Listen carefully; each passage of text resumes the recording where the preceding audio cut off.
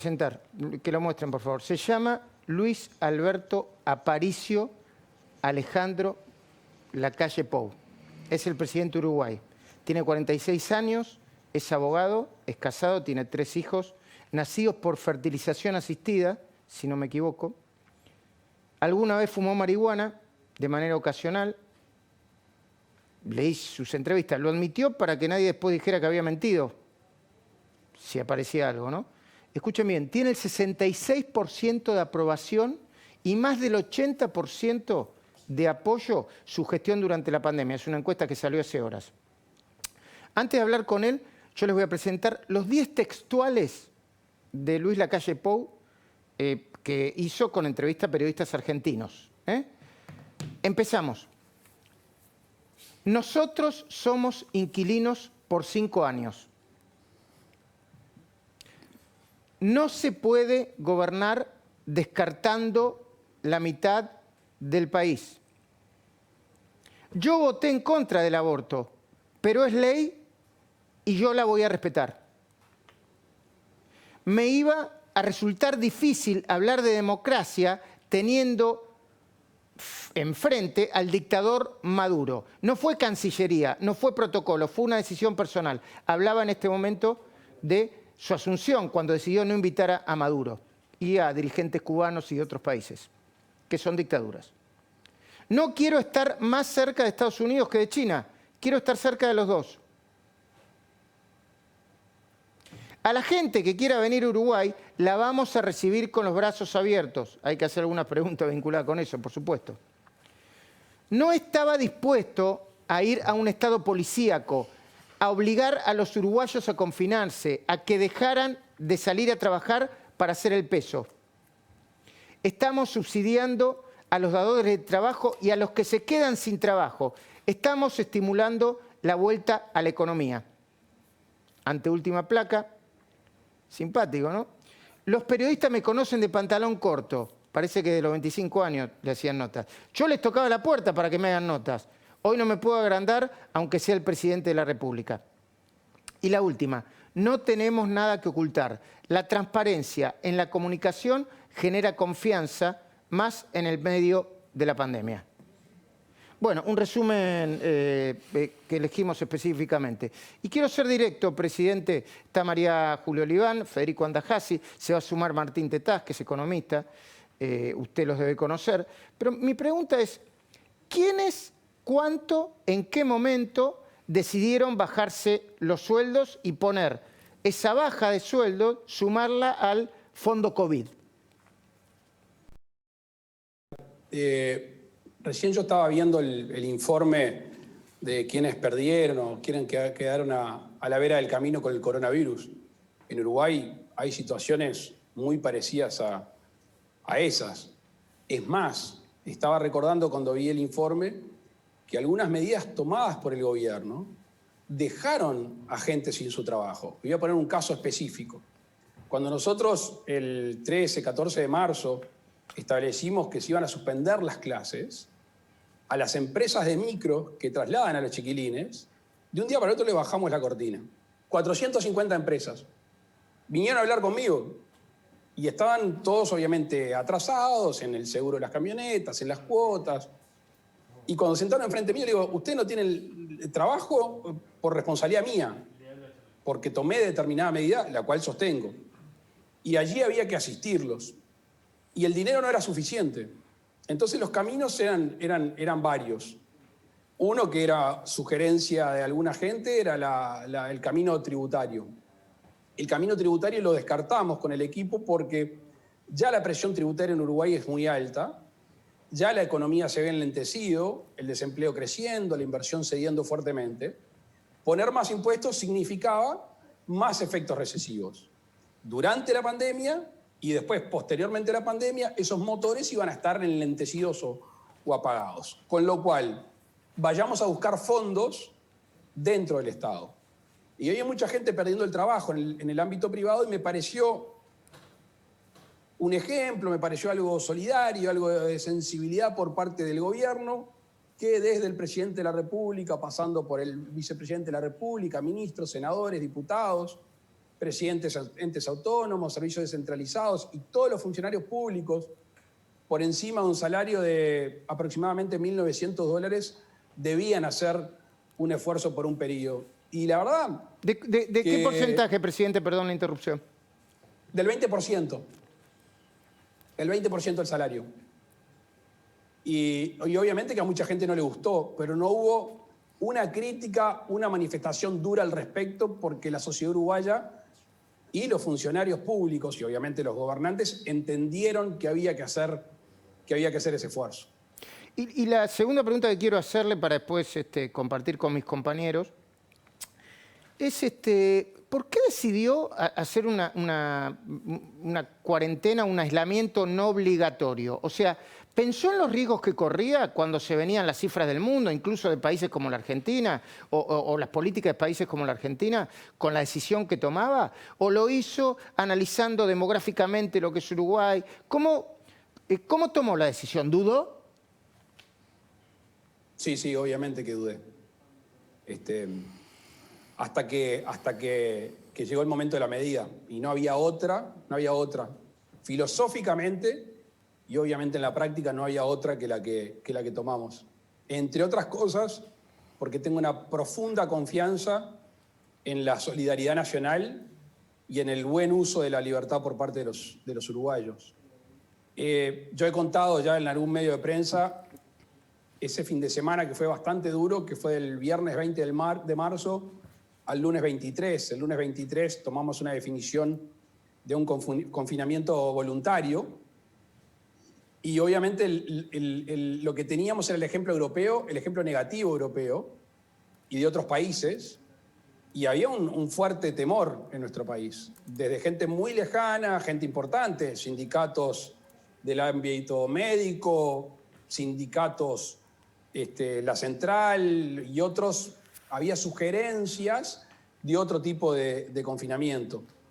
Y gente muy cercana también en los afectos, pero estuvo claro que no podíamos, tú recién lo leías en una de las declaraciones, ir rumbo a un estado policíaco. Yo no estaba dispuesto, por una concepción de que la ley hay que cumplirla y el mandato de un gobierno hay que cumplirla, si alguien, porque tenía que salir o porque tenía que ir a trabajar, no se confinaba, detenerlo, hacerle caer el peso de la ley por incumplimiento de una prohibición. Uh-huh. Así que era claro y obviamente hoy podemos hablar con cierta tranquilidad, no por las decisiones del gobierno, sino por las acciones de los uruguayos. Yo creo que este ha sido un momento muy, muy importante de la sociedad uruguaya, que recupera para sí algo que es inherente a los uruguayos en toda nuestra tradición histórica, que es la libertad antes que nada. La libertad es el estado básico del individuo, es la libertad. Y en términos modernos, en esta sociedad que interactúa tanto, a veces es más difícil de practicarla. Y por eso yo celebro mucho lo que han hecho los uruguayos hasta el momento. Yo cruzo los dedos cada vez que me hacen esta pregunta. Hoy estamos teniendo algún tipo de complejidades de algún caso que se disparó en los centros de salud. ¿Cuántos contagios tienes y cuántos muertos tiene el presidente? Perdón la interrupción. 33 fallecidos al día de hoy, 99 contagios actualmente, tenemos 900 y largo recuperados, creo que los casos totales fueron 1.050 y pocos, pero cada vez que sucede un hecho de estos que se dispara, hoy hubo 10 casos nuevos en nuestro país. Por suerte hoy la máquina del Estado está bastante aceitada porque tuvimos algunos casos que nos obligaron a aprender sobre la marcha. Entonces hoy se hicieron muchos hisopados en los centros de salud, hay mucha gente cuarentenada, se está llamando a los contactos. Tenemos 2 o 3 cosas que para nosotros son sobresalientes. Una app que funciona muy bien, que contó primero con el intelecto de los uruguayos, después contó con el apoyo de compañías muy importantes a nivel mundial. Tenemos un grupo de científicos honorarios que nos hace todo el tiempo una especie de examen periódico, y las autoridades de la salud han tenido una tenacidad que obviamente excede a su horario de trabajo, excede a su tiempo. Me imagino. Todo el día arriba de los temas. Me imagino, Federico Andajasi te está escuchando el presidente. Perdón, presidente, está en su casa usted, ¿no? Bueno, estás escuchando unos perros ladrar, son los perros míos. Ah, sí, bueno, perfecto. Le hago una pregunta breve sobre lo personal y te doy, Federico Andajasi. ¿Es cierto que sus 3 hijos, tiene 3 hijos, ¿no? ¿Los tuvo por fertilización asistida? No, a Luis Alberto y a Violeta. Ah. Y te hago un cuento corto. Un día estaba en una reunión como con 20, 30 personas.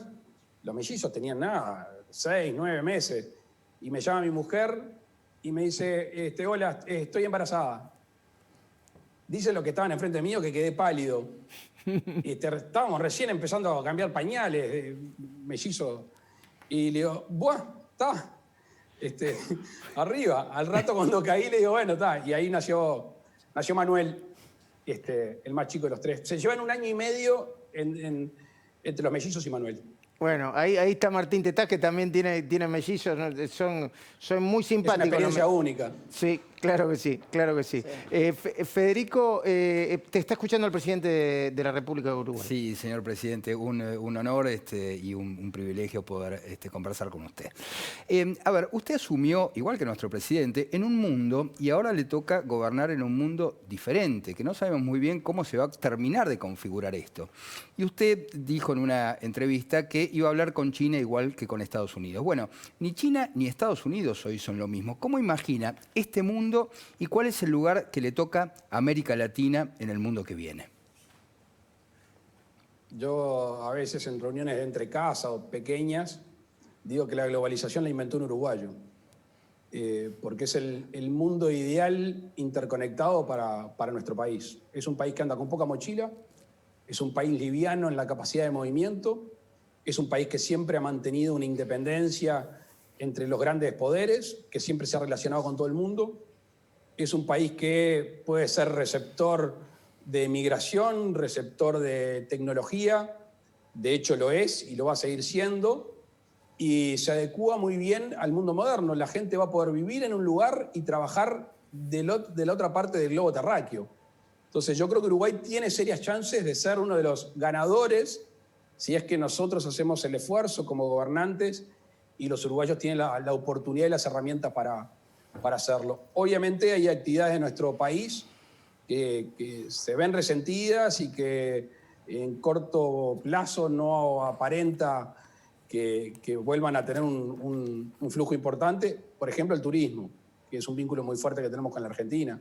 Allí tenemos un problema. Van a tener que bajar, van a tener que bajar los precios van a tener que bajar los precios y bueno, y perdón que me meta, Fede. No, por y favor. por otra parte, hay como una fantasía de muchos argentinos de ir a vivir a Uruguay, pero tampoco debe ser tan fácil, ¿no? Tienen que mostrar residencia, no me quiero meter en aspectos técnicos, pero tienen que mostrar una residencia de creo que por lo menos 1 año, ¿no? Hace un tiempo, durante la campaña electoral y después que habíamos sido electos, hicimos un llamado a modificar algunas leyes. Algunas son vía decreto, que ya lo hicimos, otras están en el Parlamento ahora, para flexibilizar los criterios de la residencia. ¿Por qué?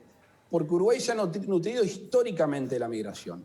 En estos años hemos sido receptores de una migración compulsiva de países como Venezuela, de países como Cuba. Nosotros estamos deseosos de recibir migración de todo el mundo. De hecho, si uno va sobre todo a lugares como Maldonado, quizá Colonia, hay gente de todo el planeta que se vino a vivir a nuestro país, encuentra un lugar de paz, encuentra un lugar de proyección, encuentra un lugar de desarrollo individual y familiar. Y esa es nuestra gran apuesta. Y por eso decidimos, dentro obviamente de las normas, establecer criterios de residencia muy parecidos a los de Portugal. Pero nadie se va a ir de su país si en su país está bien o si no quiere buscar otras fronteras. En este mundo que hablamos hace un ratito, de que es un pañuelo, hay distintas edades o distintas etapas para vivir en distintos países. Y nuestros hijos, que van a tener 2, 3 y 4 vidas, quizá muchos hijos de mucha gente del mundo opte por un momento de su vida venir a vivir a Uruguay. Por ejemplo, queremos hacer un esfuerzo muy grande en temas de educación en lo que hace a las TICs. Nosotros nos queremos convertir no solo en un centro de llegada de inversiones de TICs, sino además un lugar... ¿Qué son las TICs? Perdón. La tecnología de la información y la comunicación. En todo lo que hace a esos temas, nosotros estamos muy jugados porque, entre otras cosas, las TICs permean toda la actividad humana. Hoy hablar de las actividades más básicas, como puede ser la ganadería. En la ganadería hay una caravana. En la caravana hay ciencia, hay innovación, hay desarrollo. En la ganadería hay determinado alimento. En la ganadería hay determinado mejoramiento genético. Sí, allí está todo ese campo científico que Uruguay ya ha demostrado, sobre todo en esta pandemia, que tiene grandes científicos, y me parece que debe haber una apuesta mayor en ese sentido. Nuestra compañera María Julia Oliván quiere hacer una pregunta. Presidente, mucho gusto hablar con usted. Quería saber si habló con Galperín. ¿Últimamente? ¿Sí? O bueno, No, la no, última vez no. que habló, ¿cuándo fue? ¿Cómo fue la charla? A ver. Un amigo de él que vive acá a 200 metros, un íntimo amigo, una vez nos conectó, estoy hablando hace 5 o 6 años, ya vivía en Argentina, y lo vi el año pasado, entre junio y octubre, estuve en Buenos Aires y allí tuvimos una comida que éramos 10 o 12. Y en esa comida se habló de la posibilidad de que algunos empresarios vayan a residir a Uruguay como opción, como fue lo que realmente sucedió después. No. Aparte, una cosa. Primero, yo tengo mucho respeto y mucha admiración por el pueblo argentino. Y si bien no era presidente electo, era candidato, ya había pasado las primarias, yo soy muy respetuoso cuando estoy en el territorio de otro país, en este caso Argentina, de inmiscuirme en determinados temas que no me corresponden. Porque que nosotros querramos que mucha gente se mude al Uruguay, esto no significa absolutamente hacerle un perjuicio a nadie, no pasa por ahí. De hecho, Argentina ha sido muy generoso con los uruguayos. Hay centenas de miles de uruguayos que han podido hacer su vida en la Argentina. No solo los que triunfan en lo que hace al deporte, en lo que hace a la actuación, sino gente común y corriente que en su momento cruzó el charco y hoy pudo desarrollar a sus familias. Así que, con enorme respeto, cuando yo estoy en la Argentina y cuando hablo con medios argentinos, trato de ser muy cuidadoso, porque entre otras cosas, va mucho en el futuro de nuestras naciones el buen vínculo que tengamos entre los distintos gobiernos. Los distintos gobiernos no podemos darnos el lujo de andar con tires y aflojes, sin perjuicio que pueda haber diferencias ideológicas. Porque yo represento a todo el pueblo oriental, en el cual hay de todos los espectros ideológicos. Entonces nosotros, lo que le haga bien al país, no significa... Nunca sostuve la tesis que para que mi país le vaya bien, le tiene que ir mal a otro país. Es más, la tesis que sostenemos en Uruguay hace muchos años es: necesitamos Argentina fuerte, Brasil fuerte, Paraguay fuerte, y así vamos a crecer mejor. Martín Tetaz, te está escuchando el presidente de Uruguay. Buenas noches, presidente. 2 preguntas. La primera tiene que ver con si hay un plan B, si en el caso de que se disparen los contagios en Uruguay, ¿ustedes considerarían un esquema más agresivo como el argentino? Y la segunda pregunta es, ¿cuál es el plan post-pandemia? Si es que ustedes tienen un plan para recuperar el empleo, para recuperar la producción y para recuperar la actividad económica en la post-pandemia. A nosotros nos cuesta mucho hablar de la post-pandemia. Es más, les voy a contar algo que no salga de acá. Hace un tiempo yo empecé a hablar del día después. Por suerte, vino uno de los 3 científicos cabeza, en este caso Henry Cohen, y me dijo: no hables del día después, no hay un día después. Hay una nueva normalidad. Y eso me quedó impreso y es así.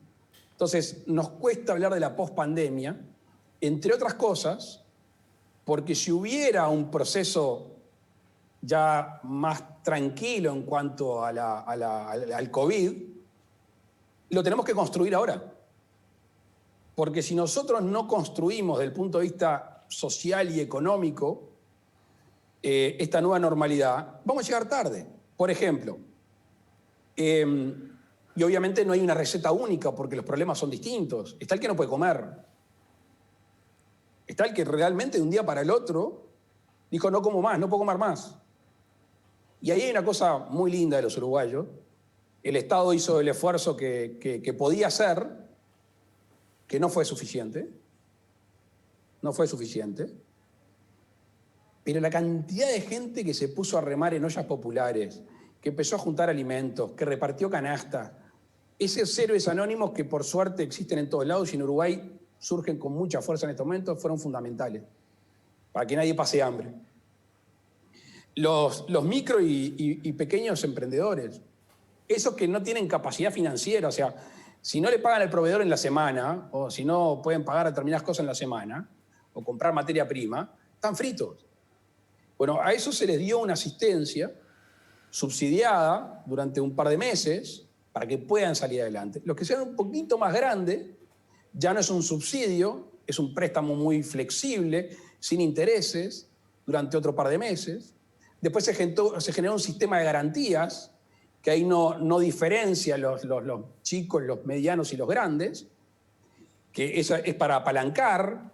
Después, obviamente, no se cortó la luz, no se cortó el agua. Obviamente, que algunos siempre se hace el chanchorrengo, pero la mayoría de la gente hace uso de ese beneficio porque no le queda otra.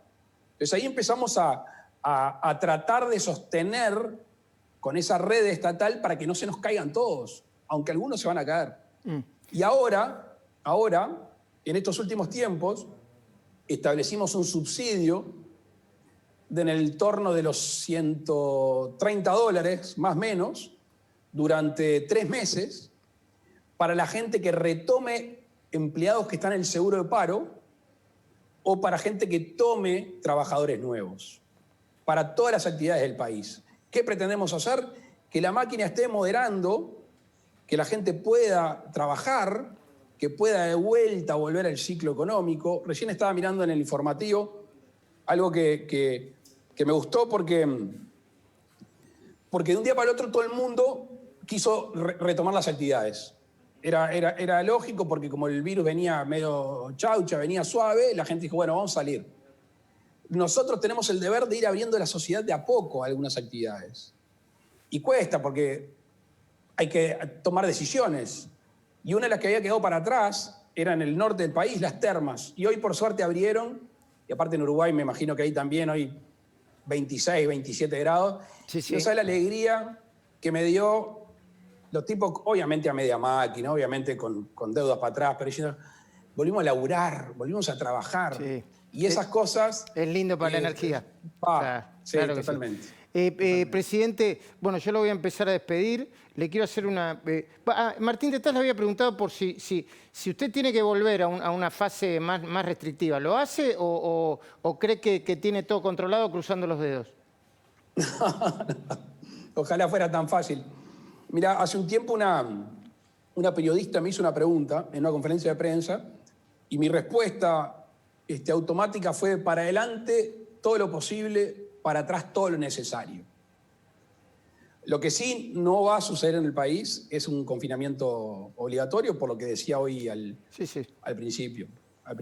Hay gente uruguaya que está viendo, por suerte, el programa y aprovecho.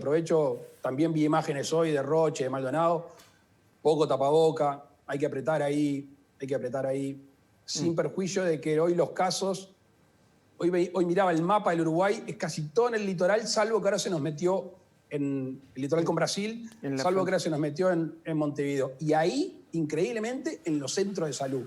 Con lo cual todo nuestro aparato, toda nuestra operativa va a estar en los centros de salud. Presidente, yo le agradezco mucho el tiempo, le pido brevedad, pero le tengo que hacer una pregunta que hace mucho ruido siempre en Latinoamérica y en Argentina. Usted define a Venezuela como una dictadura sin ninguna duda, ¿no? O sin ningún, quiero decir, sin ningún argumento moderador, lo define como una dictadura. Yo le decía el otro día a un colega tuyo, si tiene 4 patas, ladra y mueve la cola, es un perro. En Venezuela se dan todos los elementos para afirmar que es una dictadura, y lo peor que no es estático. Lo peor es que, desde mi punto de vista, y esto es lo más grave, porque decir que es una dictadura yo creo que no debería resistir discusión, Lo más grave es que es una dictadura que está aferrada al poder, porque es una máquina de corrupción, de violación de los derechos humanos. No hay un haz de luz donde digas, bueno, acá puede salir. Es un régimen que se autoencerró y es muy difícil para la oposición venezolana y es muy difícil para los organismos internacionales buscar un mecanismo de diálogo para que esta gente llame a elecciones libres, ni más ni menos.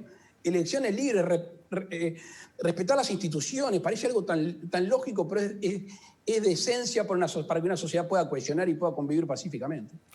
Presidente, yo le agradezco mucho el tiempo esta noche, ¿eh? Sé que se lo Gracias estamos a ustedes, quitando. a la orden. Sé que lo que estamos quitando a su familia, así que se lo devolveremos en algún momento. ¿Eh? Se lo devolveremos en algún Están momento. acostumbrados. Bueno, muchísimas gracias.